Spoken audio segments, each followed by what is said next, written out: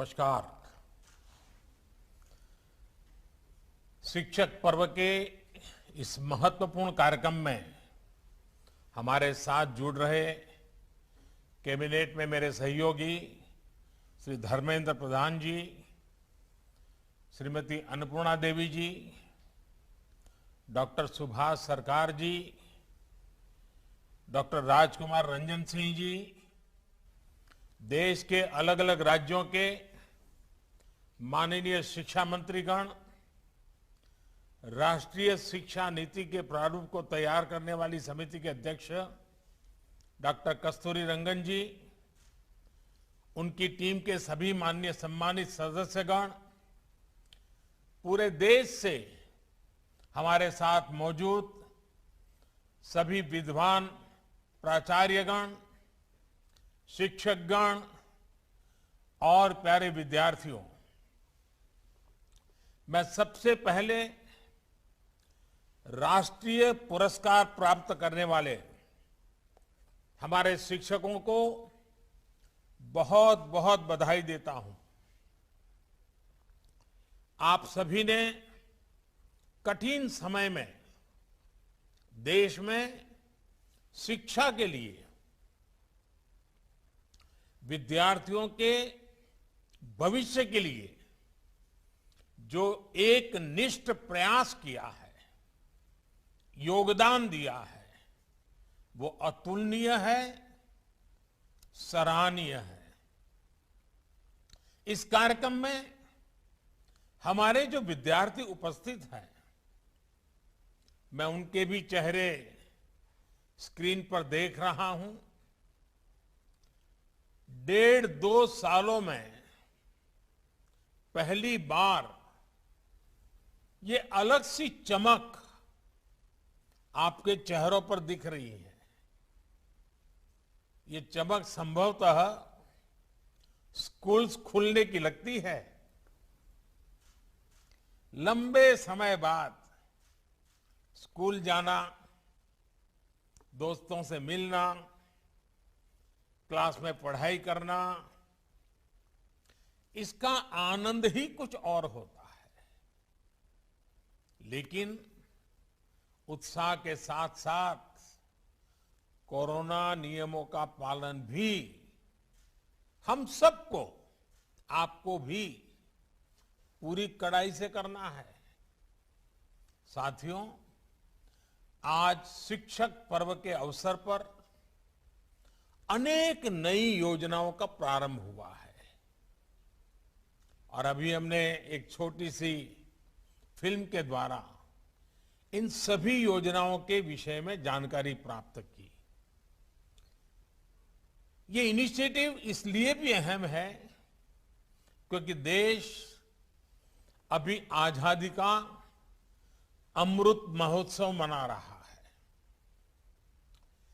आजादी के 100 वर्ष होने पर भारत कैसा होगा, इसके लिए आज भारत नए संकल्प ले रहा है। आज जो योजनाएं शुरू हुई हैं, वो भविष्य के भारत को आकार देने में अहम भूमिका निभाएगी। आज विद्यांजलि 2.0, निष्ठा 3.0, टॉकिंग बुक्स और यूएलडी बेस आईएसएल डिक्शनरी जैसे नए प्रोग्राम्स और व्यवस्थाएं लॉन्च की गई है। School quality assessment and assurance framework यानी SQAAF जैसी आधुनिक शुरुआत भी हुई है। मुझे पूरा भरोसा है कि ये न केवल हमारे एजुकेशन सिस्टम को ग्लोबली कॉम्पिटिटिव बनाएगी, बल्कि हमारे युवाओं को भी फ्यूचर रेडी बनाने में बहुत मदद करेगी। साथियों, इस कोरोना काल में आप सभी दिखा चुके हैं कि हमारी शिक्षा व्यवस्था का सामर्थ्य कितना ज्यादा है। चुनौतियां अनेक थी, लेकिन आप सभी ने उन चुनौतियों को तेजी से समाधान भी किया। Online classes, group video call, online projects, online exam, पहले ऐसे शब्द भी बहुत लोगों ने सुने ही नहीं थे, लेकिन हमारे टीचर्स ने, पेरेंट्स ने, हमारे युवाओं ने इन्हें सहजता से दैनिक जीवन का हिस्सा बना दिया। साथियों, अब समय है कि हम अपनी इन क्षमताओं को आगे बढ़ाएं। हमने इस मुश्किल समय में जो कुछ सीखा है, उसे एक नई दिशा दें। सौभाग्य से आज एक और देश के पास बदलाव का वातावरण है, तो साथ ही नई राष्ट्रीय शिक्षा नीति जैसी आधुनिक और फ्यूचरिस्टिक पॉलिसी भी है। इसलिए पिछले कुछ समय से देश लगातार एजुकेशन सेक्टर में एक के बाद एक नए निर्णय ले रहा है, एक ट्रांसफॉर्मेशन होते देख रहा है। और इसके पीछे जो सबसे बड़ी शक्ति है, उस और मैं आप सभी विद्वानों का ध्यान आकर्षित करना चाहता हूं।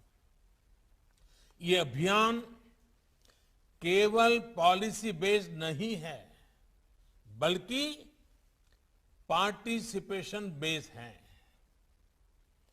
एनईपी के फॉर्मुलेशन से लेकर इंप्लीमेंटेशन तक हर स्तर पर एकेडमिशियंस का, एक्सपर्ट्स का, टीचर्स का, सबका योगदान रहा है। आप सभी इसके लिए प्रशंसा के पात्र हैं।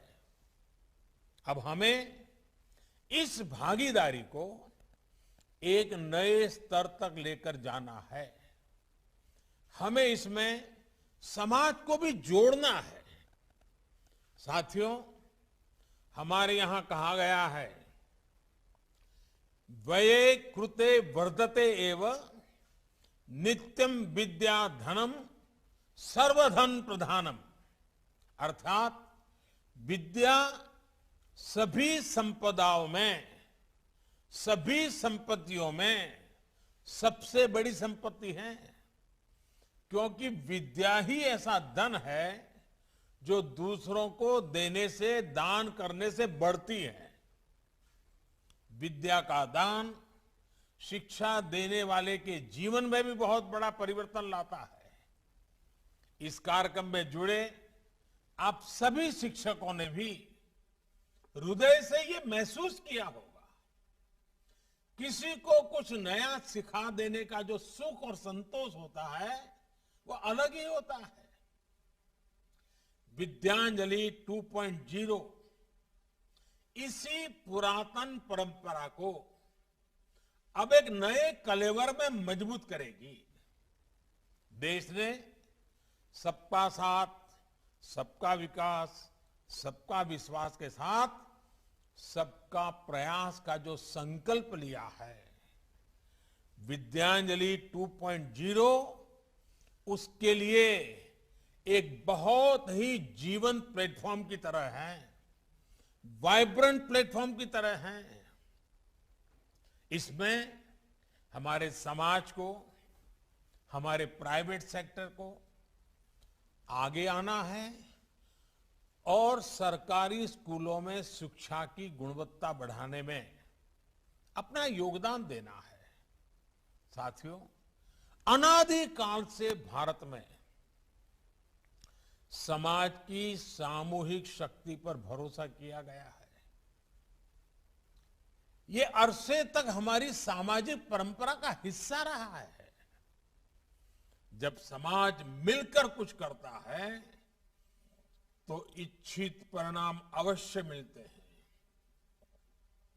और आपने ये देखा होगा और देखा है कि बीते कुछ वर्षों में जन भागीदारी अब फिर भारत का नेशनल कैरेक्टर बनता जा रहा है। पिछले 6-7 वर्षों में जन भागीदारी की ताकत से भारत में ऐसे ऐसे कार्य हुए हैं जिनकी कोई कल्पना भी नहीं कर सकता था।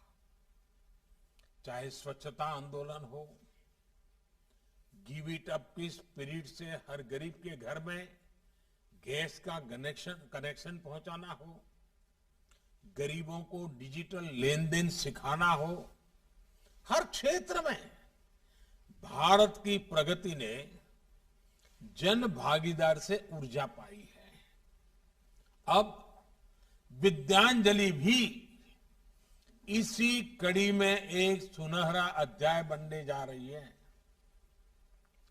विद्यांजलि देश के हर नागरिक के लिए आह्वान है कि वो इसमें भागीदार बने, देश के भविष्य को गढ़ने में अपनी सक्रिय भूमिका निभाएं, 2 कदम आगे आए। आप एक इंजीनियर हो सकते हैं, एक डॉक्टर हो सकते हैं, एक रिसर्च साइंटिस्ट हो सकते हैं, आप कहीं आईएएस ऑफिसर बनकर के कहीं कलेक्टर के रूप में कहीं काम करते हो, फिर भी आप किसी स्कूल में जाकर बच्चों को कितना कुछ सिखा सकते हैं। आपके जरिए उन बच्चों को जो सीखने को मिलेगा उससे उनके सपनों को नई दिशा मिल सकती है।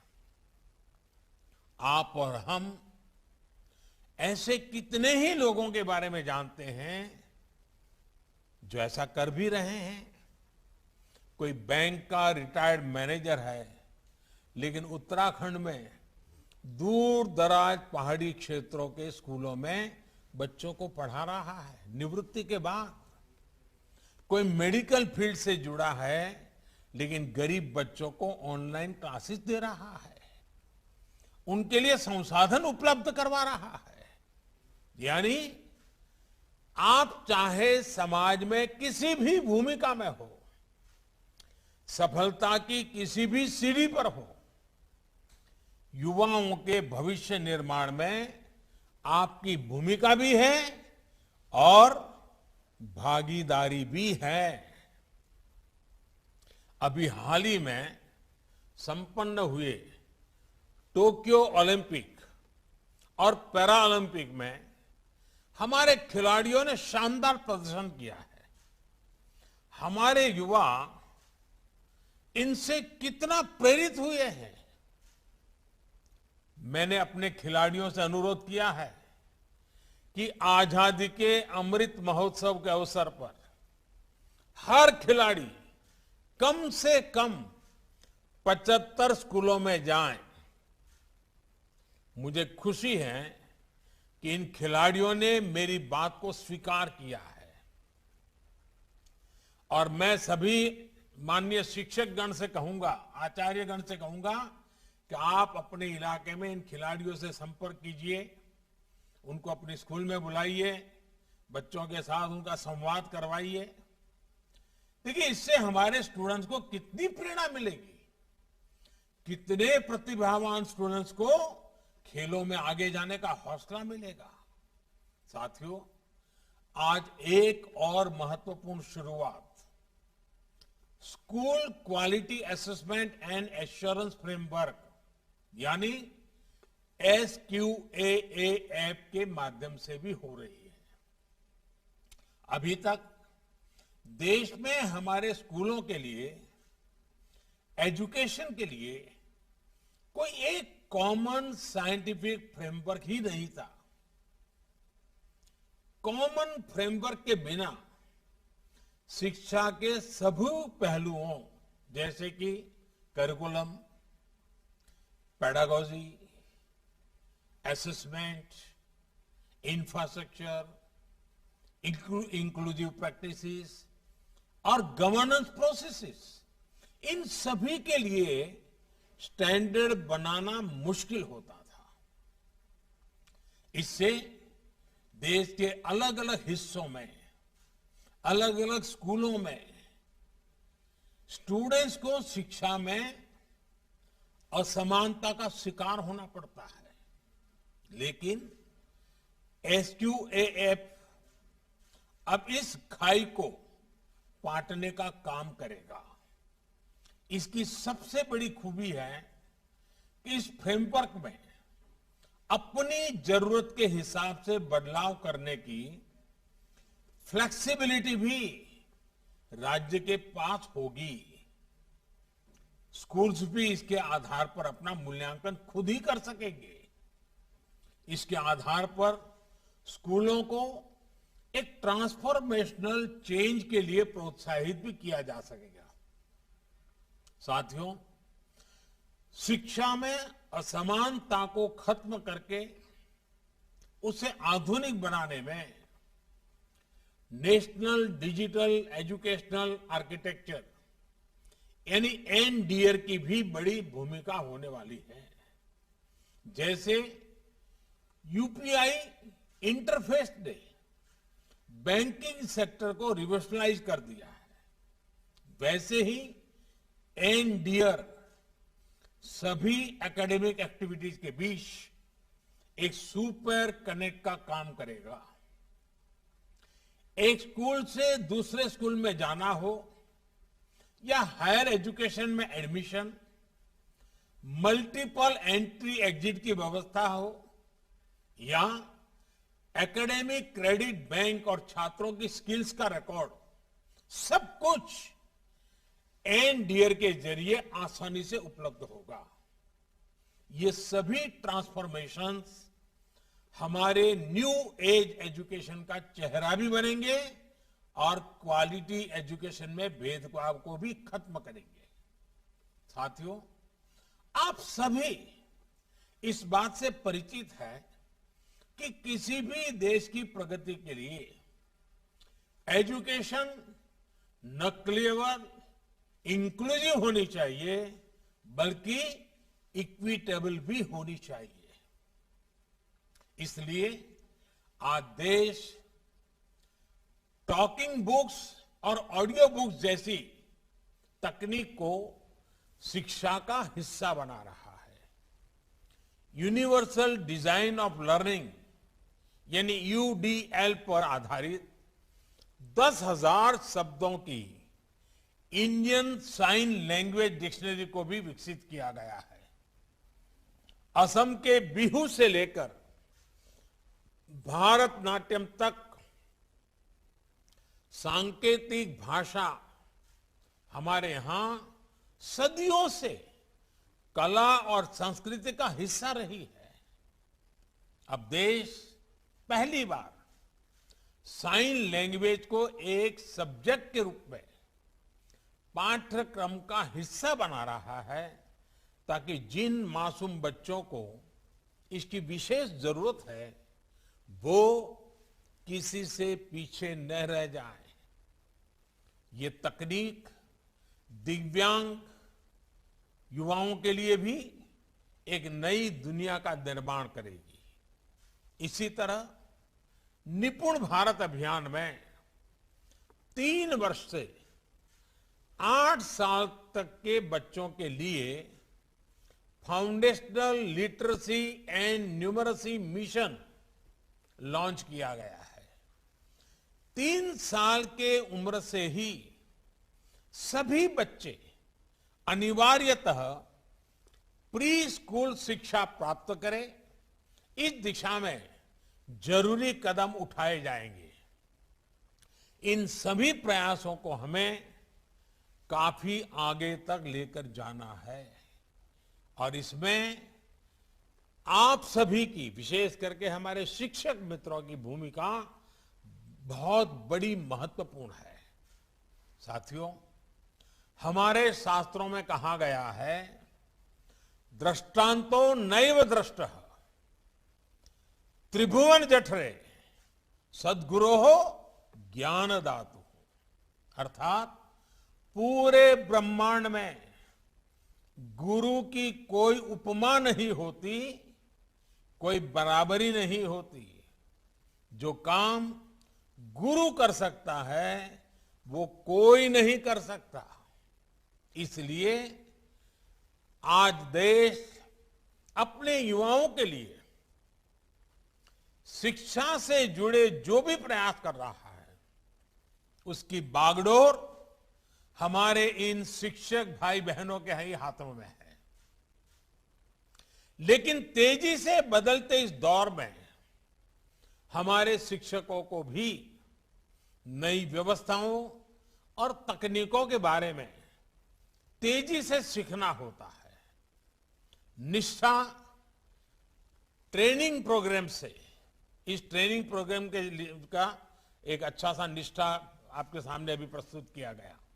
इस निष्ठा ट्रेनिंग प्रोग्राम के जरिए देश अपने टीचर्स को इन्हीं बदलावों के लिए तैयार कर रहा है। निष्ठा 3.0 अब इस दिशा में एक और अगला कदम है और मैं इसे बहुत महत्वपूर्ण कदम मानता हूं। हमारे टीचर्स जब कॉम्पिटेंसी बेस्ड टीचिंग,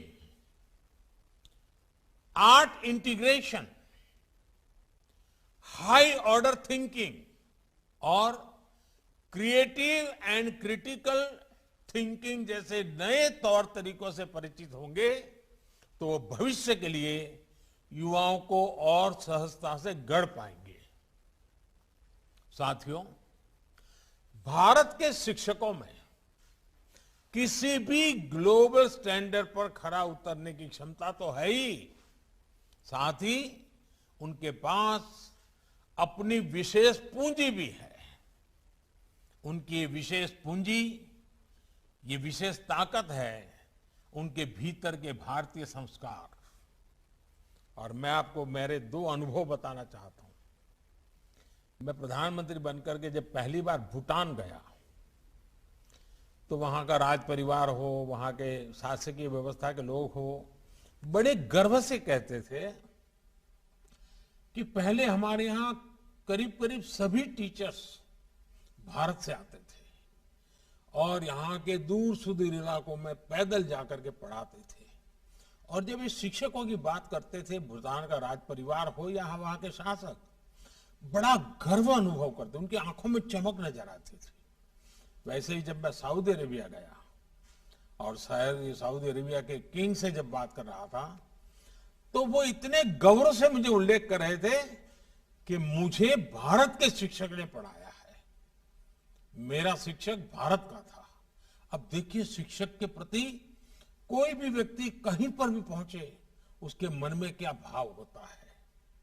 साथियों, हमारे शिक्षक अपने काम को केवल एक पेशा नहीं मानते, उनके लिए पढ़ाना एक मानवीय संवेदना है, एक पवित्र और नैतिक कर्तव्य है। इसलिए हमारे यहां शिक्षक और बच्चों के बीच प्रोफेशनल रिश्ता नहीं होता, बल्कि एक पारिवारिक रिश्ता होता है। और ये रिश्ता, ये संबंध पूरे जीवन का होता है। इसलिए भारत के शिक्षक दुनिया में जहां भी कहीं जाते हैं अपनी एक अलग छाप छोड़ते हैं। इस वजह से आज भारत के युवाओं के लिए दुनिया में अपार संभावनाएं भी हैं।